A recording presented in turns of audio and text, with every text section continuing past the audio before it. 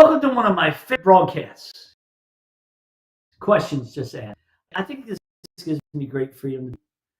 I'm not saying I answer them all 100% correct. I'm not even saying that we will agree in my answers. But this is given to.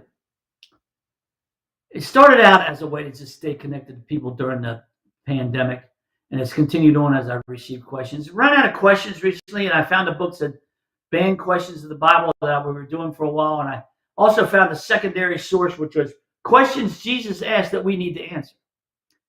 Probably next month I'll go back to banned questions of the Bible and play around with it for a little while.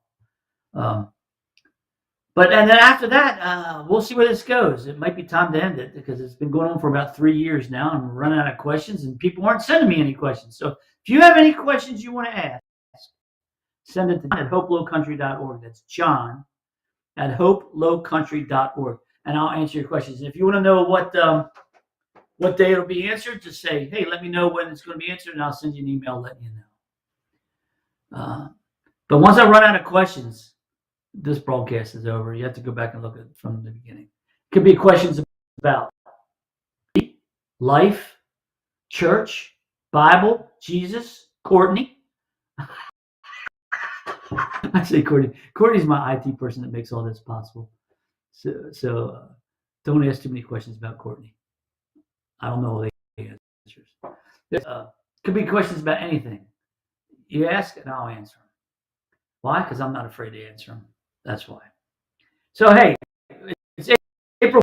Here's the question, comes from Matthew 9:4. Why do you harbor evil thoughts? You know, that's a good question. Jesus asked them to answer that. He got no answer, by the way, on this. They didn't. He caught the Pharisees in their thoughts. Evil thoughts happen because of the fall. You know, man was made to live in constant union with Jesus Christ. And then when we fell from grace, when Adam sinned and Eve sinned, it broke that union.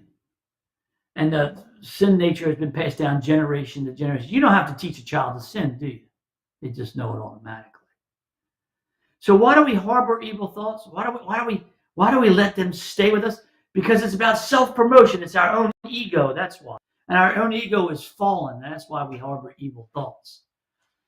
And it's not just do you have evil thoughts. It's harboring them, holding on to them, giving them a chance to bloom into evil deeds. That's what that means. Harbor means finding safe harbor. Find it in your mind. And we have to be careful. We have to be careful that we don't give the evil one a foot-toe hold, as said in the book of James. Don't give him a toe. Why? Because he'll take it all. You don't want to harbor evil thoughts. It'll give birth to evil. That's why. So that's why do we do it? Because we want to have shameless self-promotion. That's why. We want to do it our way. That's the curse of man. And the only way to not have that curse is to give it to Jesus. Ask him to forgive us of our sins and to lead us into life eternal. Lead us in the way everlasting. To lead us not into temptation, but deliver us from evil. That's our only hope. To sit at the table and commune with him. That's our hope. Why do we harbor evil thoughts? It's because of who we are. At the end of the day, it's who you are. I don't care who you are. You're going to have some evil thoughts.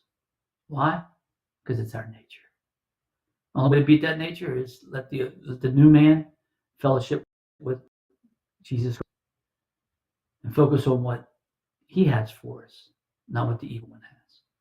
So, hey, thanks for joining us today. Questions just asked. And next week we're going to be looking at do you believe I can do this? Matthew 9:28. So, hey, have a great week. See you next week.